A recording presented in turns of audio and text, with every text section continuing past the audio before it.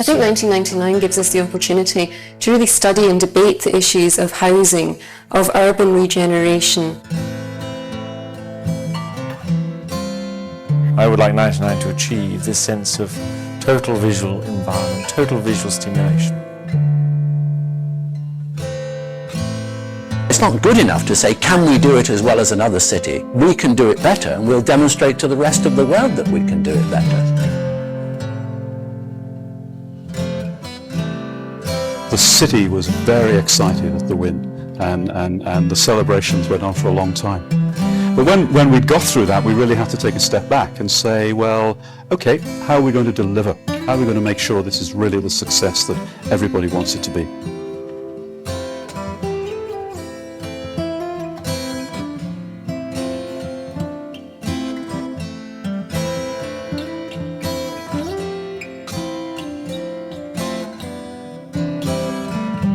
Some cities are attractive because they're kind of pickled in aspic and they're kind of frozen static museums. Now, you know, maybe you pick a city for those qualities, but you don't pick Glasgow for that. You pick Glasgow for something else. So it's a matter of recognizing those qualities and building on them. It's a lively place.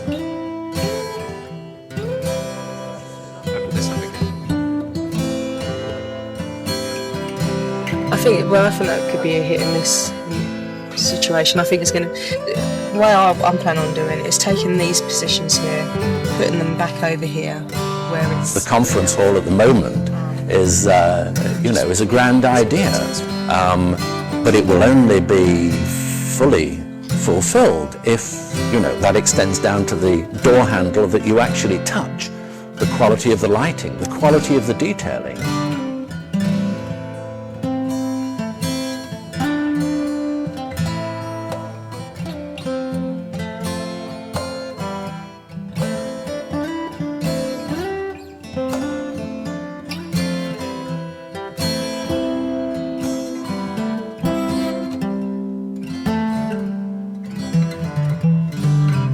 The lighthouse is critical to Glasgow's year of architecture in 1999. It will be seen as the kind of orientation point for people coming to the city, for people in the city, about what's happening. The nice thing about the building is that there will be a mix and range of uses. On the ground floor will obviously be the reception to the Architecture and Design Centre, which might be a shop, but tied into that and surrounding will be Habitat. Habitat gets 800,000 people per year, and so the idea was to merge these two, and that people would then rise up through the building, and the upper levels of the Herald building would become the lighthouse, the Architecture and Design Centre.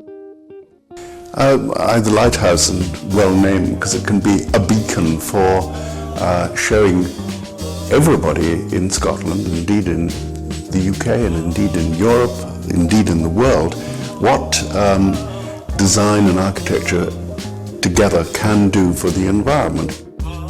To entice the people into the Gorbals that actually want to live there but don't want to stay in a tenemental area, but are prepared to commit themselves, but they want a house.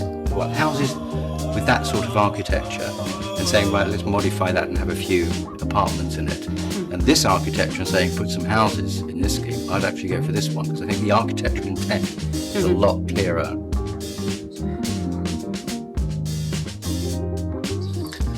By 1999, hopefully not only will this site be complete, but all the way up McNeill Street here to the multi-storey accommodation in the background, we'll have a completely revitalised area with new housing all the way up the street, terminating in a park.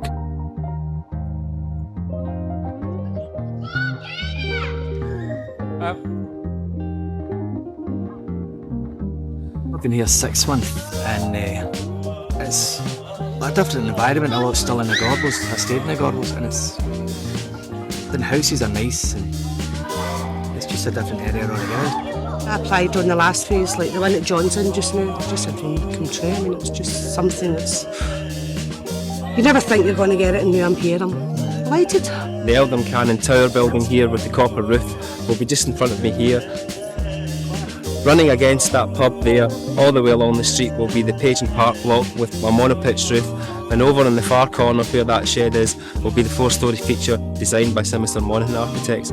This project will be finished well in advance of 1999, and hopefully it sets a benchmark for everybody else to come up to. I'm sure other people might be able to do something better, but they better start working hard very quickly.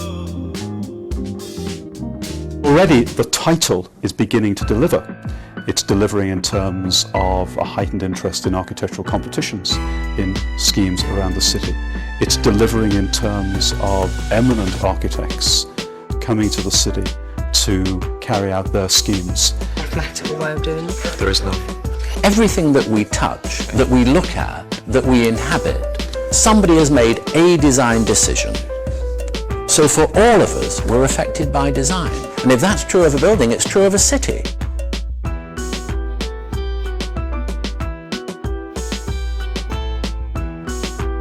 I think in 1999 we want to prove that design is for everyone. We want to prove that design is accessible and makes economic sense. The new part in the back of our flat lives quite comfortably with the older part. What we've tried to do is combine the best parts of the old with the best parts of the new, making the old building work together with our lifestyles of today. This area has a very confident outer skin. It's French Renaissance style of architecture, looks out across the city. However, behind that facade, there are hundreds of empty muse sites. 1999 could look at the actual infrastructure of the area and how best to use the hundreds of vacant sites within the park area master plan. Most of the buildings here are offices. There's very few residential. We want to get people back into the city centre, back into this area of town. It'll be a livelier, more invigorating place to live. To build in this area on the scale that we're thinking about would be comparatively cheap, no more expensive than building anywhere else within the city.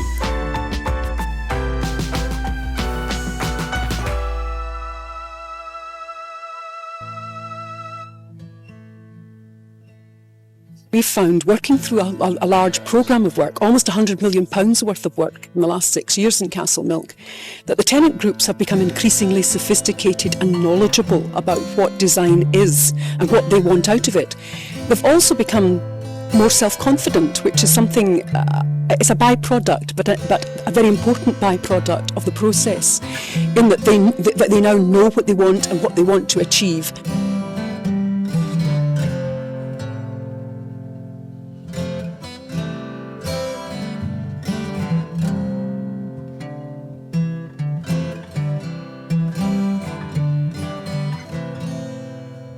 Balconies have always been a treasured feature in Castlemilk for people living above ground floor level. But there was an acknowledgement this time round that the weather in Castlemilk 9 months out of 12 simply doesn't suit external balconies. So we enclosed them. And yet by enclosing them with glass blocks and glazing, you have an internal-external space. And that is one of the fundamental design features of this project. Before we stayed up in the top flat, before they took the top story away, when it was murder, it was horrible. With the gangs of boys hanging about and the big spare bit of ground we had in the front, they all used to gather there. And I mean, the police were up every second night or whatever, you know. It's a lot better, as you can see, it's a lot better now. I like it fine, because I've got my garden, I'm quite happy.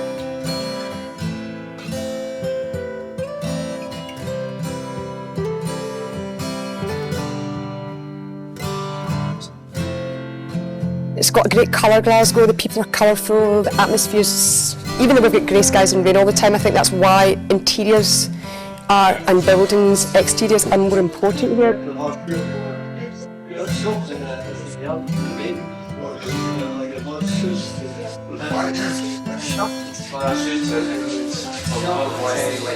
I think we don't eat out enough. We don't have coffee on the pavement enough. We are European, but we don't do it enough. I think our weather certainly has a sort of area of putting people off, but I think we should expand on that and we shouldn't be frightened of it.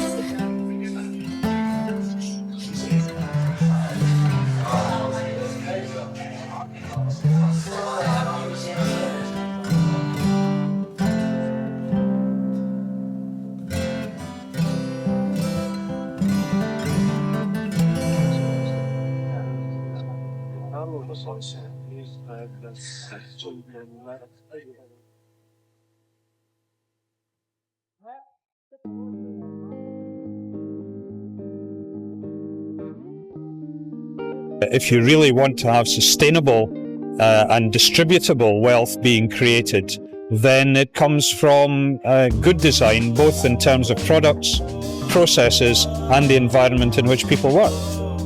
If products are not designed to be attractive, more attractive than your competitors, then people won't buy them.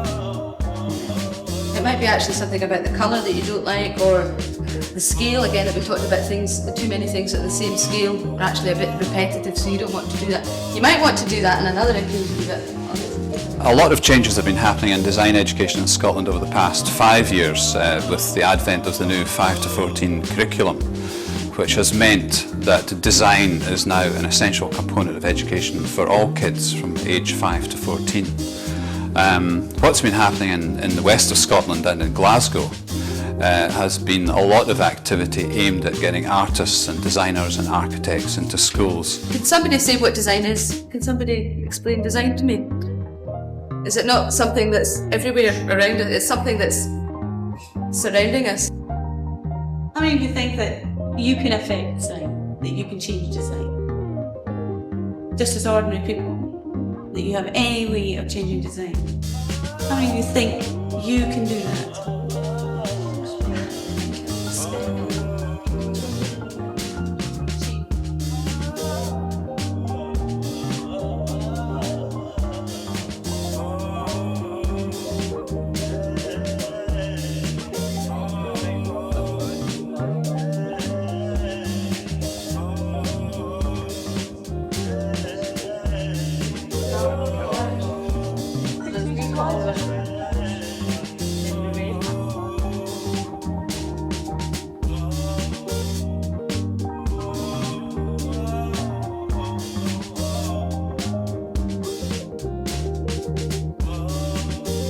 We were interested in creating a building which had a whole host of different atmospheres and experiences for people who actually use it. We have tried to take some ideas based on Glasgow architecture from the Victorian age. On the south-facing side of the building, we've got a fairly formal stonework exterior that addresses the Glasgow grid structure and the rest of the face of the city. Another aspect of Glasgow's design development past we've used is the central light well. I think over the last 20 years, Glasgow, in common with many other British cities, has had a general apathy about architecture, particularly modern architecture. It would be my hope that 1999 and the winning of that award would generally raise public awareness in architecture in Glasgow.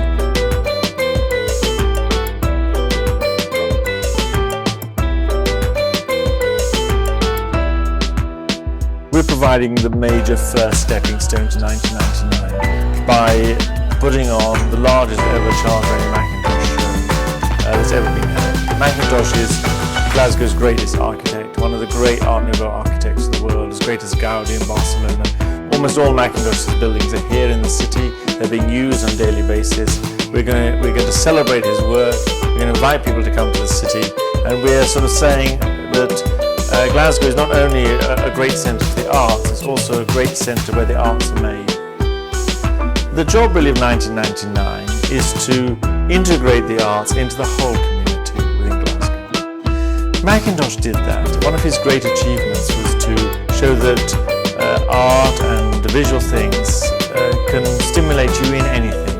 He designed the cutlery, the curtains, the whole building, the clocks. He said everything can be visually stimulating. What I'd like to be left after 1999 is a feeling in Glasgow that people can change their lives, can make them more beautiful, more exciting, their environment more beautiful and exciting, and can really have an impact and see the city growing in a way they wanted to grow for the future.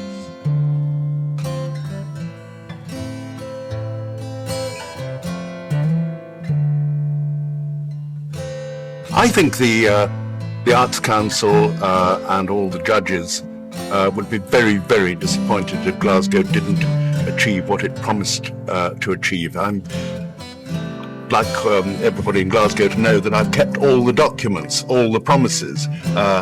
I know how you won the competition, you know, with promises of towers, refurbished towers, new towers, promises of dealing with all the deprived areas around Glasgow. And so if Glasgow doesn't do what it's promised to do, I think there are going to be a lot of very disappointed people. No one's pretending that this is easy. The city has set for itself a formidable challenge. The challenge to be experimental, the challenge to share what we do with others, the challenge to set an example. But if one city in the UK can rise to this challenge, it has to be the can-do city, the city of Glasgow, the UK City of Architecture and Design, 1999.